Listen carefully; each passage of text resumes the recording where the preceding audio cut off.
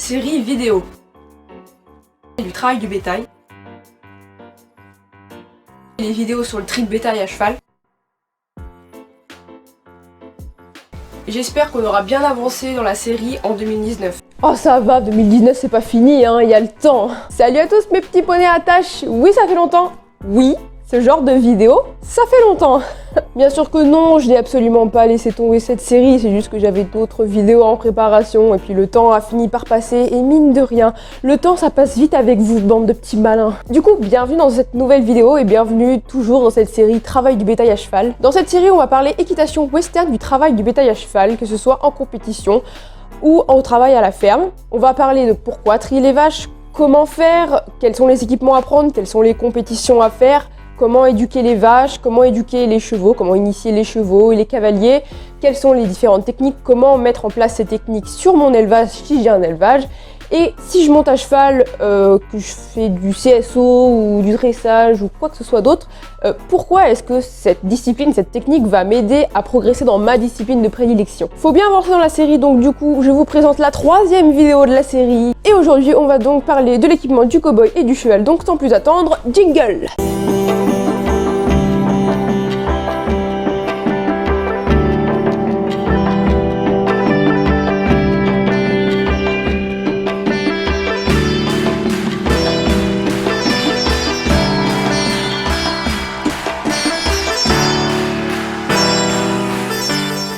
Avant de rentrer dans le vif du sujet, je tiens à dire que si vous voulez tester la discipline, que ce soit pour le travail de ranch ou pour en vue de compétition ou quoi que ce soit, si vous voulez juste tester la discipline, c'est pas la peine de vous acheter la panoplie, selle, chapeau, bottes, etc. Juste pour tester, vous pouvez très bien tester avec votre équipement actuel, hein, il n'y a vraiment aucun problème à ça, il y a juste si vous avez dans l'optique de partir sur des compétitions, que là il va falloir l'équipement obligatoire et puis bah évidemment tous ces équipements là c'est pas du folklore, donc si vous voulez travailler en ranch, évidemment il va vous falloir le matériel adéquat parce que vous ne pouvez pas passer 10 heures à cheval sur une selle classique. Non, c'est pas possible en fait, ça va tuer le dos de votre cheval et vous allez avoir mal aux fesses à la fin, moi je vous le dis. Chaque matériel a sa spécificité, donc voilà, si vous voulez vraiment progresser dans cette discipline, dans ce travail-là, il vous faut votre équipement. Par contre, si c'est juste pour essayer comme ça, allez pas vous acheter la panoplie complète, hein. Non, non, non. Vous pouvez très bien tester avec votre équipement actuel, avec votre bombe, votre pantalon d'équitation, tout ce que vous avez, ça suffit largement pour tester. Je vais mettre ce téléphone en silencieux car j'ai oublié de le faire. On va commencer donc par l'équipement du cow-boy. On va commencer progressivement, on va faire de haut en bas, vous allez voir. Et du coup, nous allons commencer par l'équipement de la tête. Et qu'est-ce que j'ai avec moi? Vous me suivez depuis un certain temps avec mes vidéos. Vous savez que je monte en chapeau des fois en concours, parce que c'est obligatoire. C'est un feutre fil western. Pour le matériel, si j'arrive à le trouver, je vous mets toutes les références en barre d'infos. On va faire comme ça, parce que la plupart de mes matériels ne viennent pas de France, donc du coup ça va être compliqué de les retrouver je pense, mais si j'arrive à les trouver, je vous mets tout en barre d'infos, c'est mieux, barre d'infos, n'importe quoi. Si j'arrive à les trouver, et comme ça vous pourrez aller voir si ça vous intéresse. J'utilise donc mon chapeau feutre, parce que j'en ai qu'un de toute façon. Je le mets pas pour travailler à la ferme, pour pas l'abîmer, s'il pleut je le mets pas du tout. Je monte avec une casquette quand c'est comme ça. Même pour les entraînements, vous m'avez vu souvent monter en casquette, hein. En tout cas au niveau des règlements, en concours c'est le chapeau ou la bombe qui est obligatoire. Je vais pas m'attarder sur le sujet de la bombe, parce que de toute façon j'en ai déjà parlé dans ma FAQ des 100 abonnés que je vous mets juste ici, hein. Vous connaissez mon avis, la sécurité est primordiale. Si vous voulez monter avec une bombe, vous montez avec une bombe, mais les westerners ont l'habitude de monter avec des chapeaux ou des casquettes. Voilà, c'est comme ça, chacun son équitation, chacun sa façon de faire, etc. Mais si ça vous intéresse de connaître mon avis sur le sujet, je vous invite à cliquer du coup sur la vidéo dans le point info. Donc évidemment, si vous montez en club ou si vous montez dans une écurie, hein, c'est toujours tête couverte, donc casquette, bombe ou chapeau, hein, voilà, vous montez pas comme ça. Voilà. Et pourquoi un chapeau? Bah pour protéger de la pluie, du soleil, du vent, de tout ce qui traîne. Et si vous voulez acheter un chapeau, il existe différents modèles. Il existe tout un tas de modèles, tout un tas de coupes, tout un tas de matières aussi. Vous avez vraiment tous les prix. Vous pouvez vous le faire sur mesure ou pas. Franchement, c'est vous qui voyez. Il y a vraiment de quoi faire, mais en tout cas, c'est pas une pièce à négliger. On passe donc à la chemise. Donc les chemises, j'en ai pas beaucoup. C'est pour ça que j'en mets très rarement quand je vais travailler à la ferme. Ça m'arrive de temps en temps d'en remettre parce que c'est quand même hyper confortable. En chemise manche longue, je précise, parce qu'il existe aussi des chemises manches courtes et celles-ci sont interdites en compétition, il faut absolument des manches longues. Et pourquoi les manches longues? Quand vous allez dans les parcs, il y a des branches et des ronces, etc., bah c'est quand même beaucoup plus confortable d'avoir une chemise manche longue. Bon, moi j'en ai un peu rien à faire en fait de me prendre des ronces dans les bras, donc c'est pour ça que quand il fait très chaud en été, bah je suis en t-shirt et en fait je m'en fiche complètement. Mais bon, c'est toujours bien d'avoir une chemise confortable. Le plus important, c'est qu'elle soit confortable et de bonne qualité. Voilà, moi j'ai une petite préférence pour la marque Cinch, mais bon, après, tant que vous avez une chemise confortable, tout va bien. Et après, c'est pareil, il y a une multitude de coloris, alors il y a vraiment de quoi faire au niveau des chemises. On va passer au jean maintenant, qui est une pièce phare de la tenue du cow-boy. Alors évidemment, un jean, c'est hyper résistant, il doit être super confortable, bien évidemment. Après c'est pareil, il existe toutes sortes de marques. Je vois, on a, pour les femmes, on a Cruel Girl, on a les Grace, on a les Kims, les Wrangler, enfin il y en a plein, il y a vraiment beaucoup de marques. Et le plus important, bah, c'est pareil, que ce soit confortable, parce qu'il ne faut pas que vous vous sentiez tout serré quand vous montez à cheval, non, c'est pas possible en fait. Et en tout cas, si vous voulez débuter dans la discipline, choisissez votre jean habituel, enfin un jean confortable quoi, ça fait largement l'affaire. Et évidemment, le jean est obligatoire en compétition. Et vous pouvez l'orner d'une boucle de ceinture si vous en avez envie. Voilà, moi j'ai une petite boucle PBR et puis j'ai une petite ceinture à strass, voilà, ça fait toujours son petit effet. On va passer à une autre pièce hyper importante forcément de la tenue du cow-boy, donc les bottes. C'est pas des Santiago parce que les Santiago c'est fait pour danser, voilà. Donc c'est une botte, alors c'est pareil, les bottes, il existe plein de tailles, plein de formes de pointe de pied, des talons plus ou moins gros, larges, grands, pardon. C'est pareil, il y a vraiment de quoi faire, il y a vraiment le choix au niveau des bottes. Forcément au niveau de la botte, on a un talon, hein, forcément pour éviter que le pied ne glisse dans l'étrier et que vous vous retrouvez coincé en cas de chute, hein, ça c'est comme pour les bottes que vous connaissez tous. Et après, il y a des coupes qui sont plus ou moins confortables. Donc celles-ci, c'est des boulets, je les aime beaucoup. Et pourtant, j'ai eu du mal à trouver, comment dire, je suis un peu difficile au niveau des bottes aussi. Mais en tout cas, elles sont très très confortables. Et évidemment, les bottes western sont obligatoires en concours, mais c'est pareil, vous avez vraiment une multitude, vous avez vraiment le choix au niveau des bottes. Les boulets comme ça, c'est vraiment de la très bonne cam, ça coûte aux alentours des 300 €, je sais même pas si elles sont à 300 € celles-là. Je vous mettrai tout en barre d'infos de toute façon, je pense que je vais arriver à les trouver celles-là. Si je les mets en concours forcément, en entraînement aussi, mais quand je vais dans les champs, aux vaches, surtout quand il fait un temps dégueulasse comme en ce moment, je préfère mettre des chaussures de sécurité déjà parce que j'ai pas envie de trop les abîmer celles-là. Et puis quand il faut fermer des barrières, etc., qu'on doit descendre de cheval dans la boue, c'est toujours mieux d'avoir d'autres chaussures en fait. Donc je mets des chaussures de sécurité agricoles en fait avec un bout coquet et un talon forcément pour monter à cheval, mais ça fait très bien le job aussi. Hein, et puis j'aime pas monter en bottes en caoutchouc pour aller dans les champs là comme ça parce que je trouve pas ça hyper confortable pour monter à cheval. Mais en tout cas, voilà, les chaussures de sécurité ça fait aussi très bien le taf. Donc voilà. Et si vous voulez commencer à faire des concours, vous pouvez très bien monter en boots classiques pour commencer avec juste votre jean. Ça fait très bien l'affaire. Hein. On va passer aux éperons, du coup aux éperons western. Moi j'ai vraiment des éperons tout simples avec une petite molette, voilà, histoire de... Ce sont des éperons western bien évidemment, alors là, avec la petite molette qui bouge, donc qui glisse. Pareil au niveau de la botte, je vais vous montrer un peu comment ça se met du coup, parce que ça peut être intéressant pour ceux qui ne connaissent pas. Je vais vous montrer, il n'y a rien de plus simple. Vous glissez, vous mettez votre éperon là comme ça. Et du coup, bon là mes bottes ont pris un peu l'eau hier, donc c'est pour ça que c'est. Et en fait vous voyez, ça bouge ici. Faut pas que ce soit trop serré parce que sinon ça vous nique le pied. Et du coup, ça donne un peu de jeu au niveau de l'action de l'éperon en fait, tout simplement. Alors les éperons, je les utilise pas forcément en entraînement en fait, je sais pas, il y a un coup je les utilise, un coup je les utilise pas. En concours je les mets, et par contre quand on va aux vaches, quand on va travailler aux vaches, obligatoire les éperons. Je les mets tout le temps, hein, parce que en compétition, que vous perdiez votre vache, écoutez, on s'en fout, au pire vous êtes éliminé, vous avez payé un go pour rien entre guillemets, mais bon voilà quoi, c'est le jeu. Si vous perdiez une vache sur la route, une vache que vous deviez trier parce qu'elle est malade ou parce que voilà, fallait la trier. Si jamais votre cheval s'est pas placé là où il faut et qu'il perd sa vache et qu'elle se barre sur la route, elle crée un accident, bon là vous vous doutez que ça peut sauver, hein. Ça peut sauver les éperons. On n'est pas là pour foutre des grands coups d'éperon dans les flancs de nos chevaux, hein, c'est pas ça. On éduque d'abord les chevaux à la jambe et on prend ça vraiment si c'est nécessaire, vraiment, on l'utilise si c'est nécessaire. On met la jambe, on met pas l'éperon en même temps que la jambe en fait. Les chevaux sont évidemment éduqués pour ça, mais quand on est au boulot, on est au boulot, il y a une obligation de résultat. Donc si le cheval répond pas à la jambe, que sais-je, on ne sait pas, il faut s'adapter toujours à la situation. Et ben, au moins on a cette paire d'éperons là, par sécurité, voilà.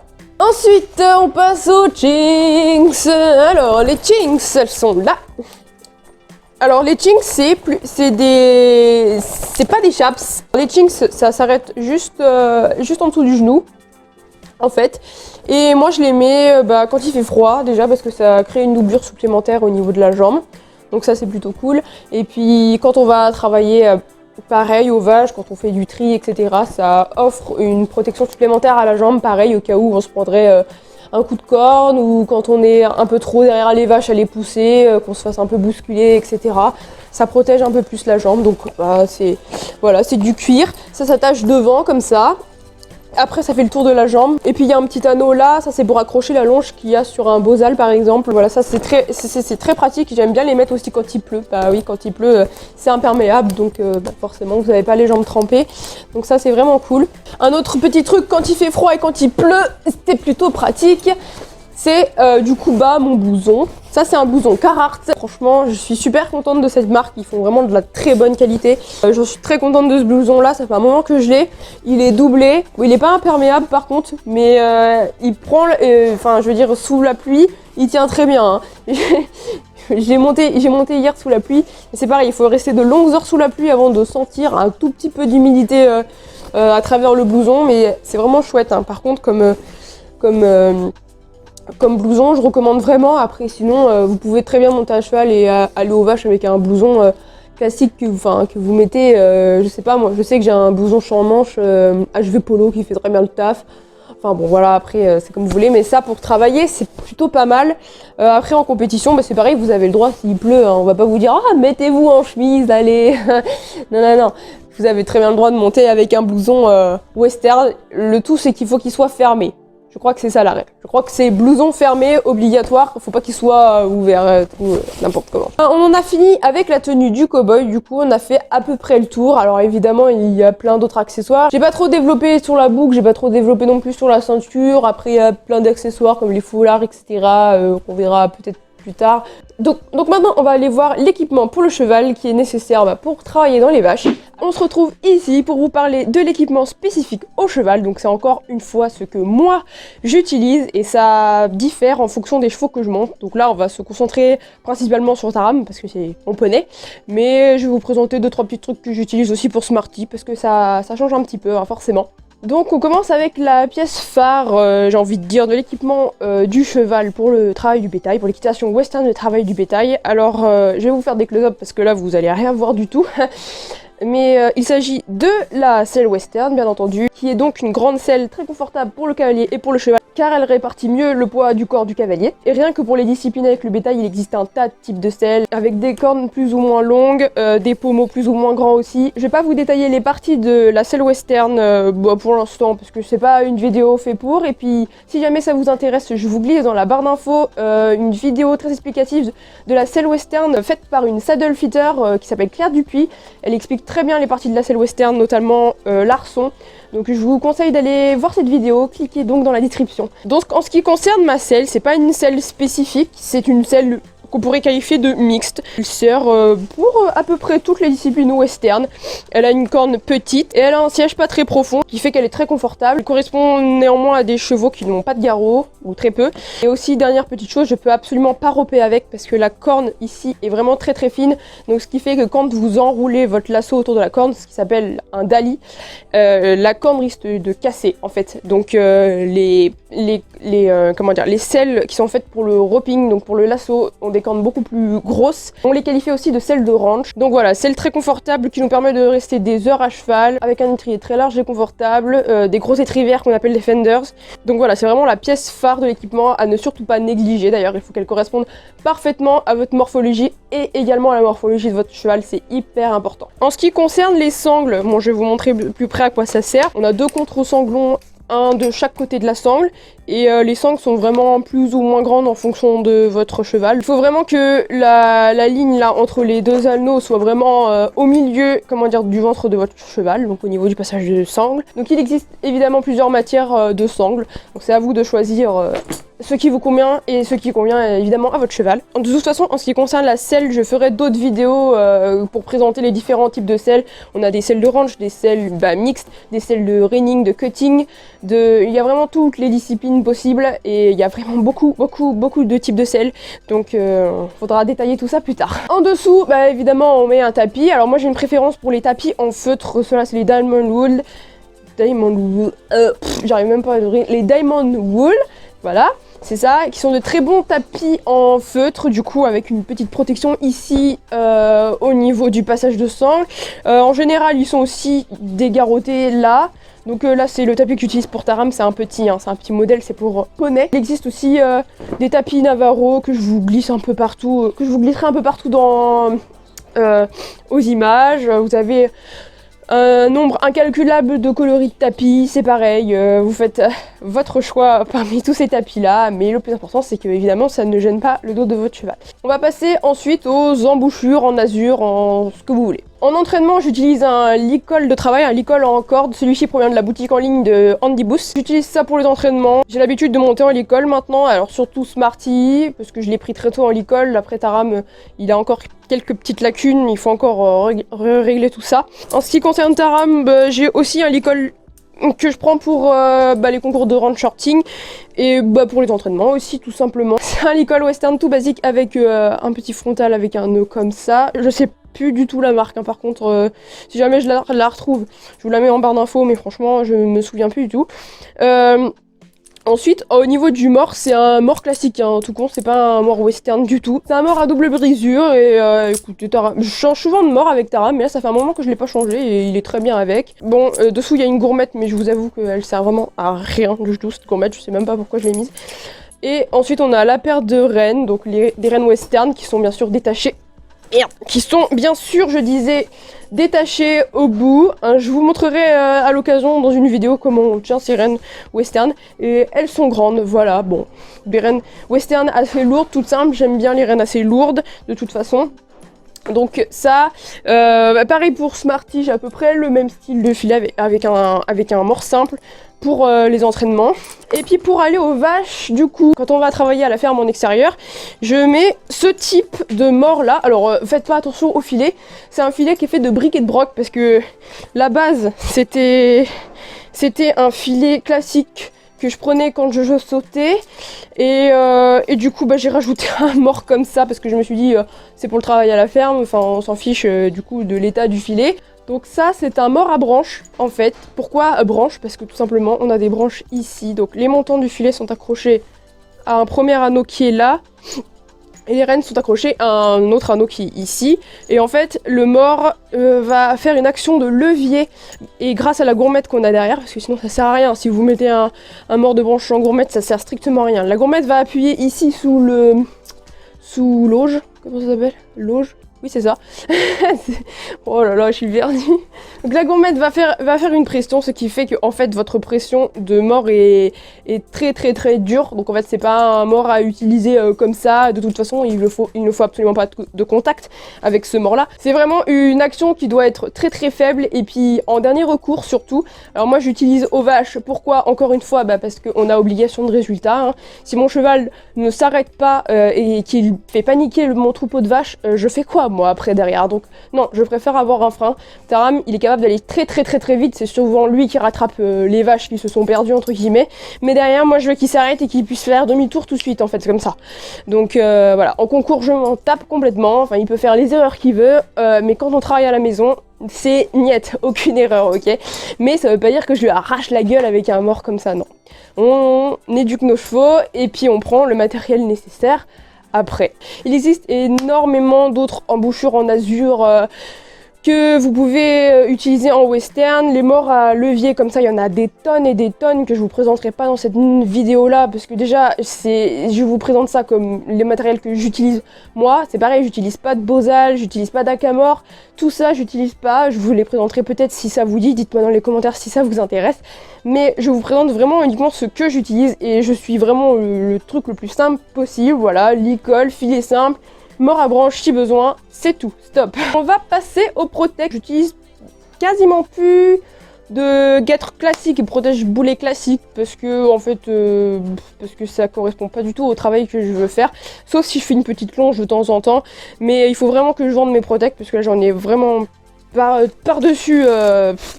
J'utilise des guêtres comment dire, des boots, on appelle ça en français des boots, des horse boots, qui prennent tout le canon du membre du cheval et qui enroulent le boulet avec le petit scratch juste en dessous, en fait, ce qui permet de bien soutenir le tendon et de bien protéger. Il faut savoir que nous, en bétail, les sols sont assez profonds, donc il faut bien sûr protéger et soutenir les tendons. Donc moi, je conseille les professional choice, elles sont chères, hein, on va dire ce qui est, mais c'est de la bonne camelote. Celles-ci, ce sont des tailles poney, c'est des SMB3 taille poney, que je prends pour Tara, mais ça fait longtemps que je les ai, ou là ça fait peut-être 5 ou 6 ans maintenant que je les ai, et elles font très bien, elles tiennent très bien le choc.